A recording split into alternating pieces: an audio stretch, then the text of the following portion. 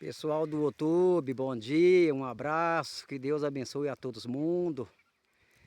Pessoal do YouTube que gosta do ipê amarelo aí, dá uma olhada para mim aí e vê aonde que tem uma folha verde.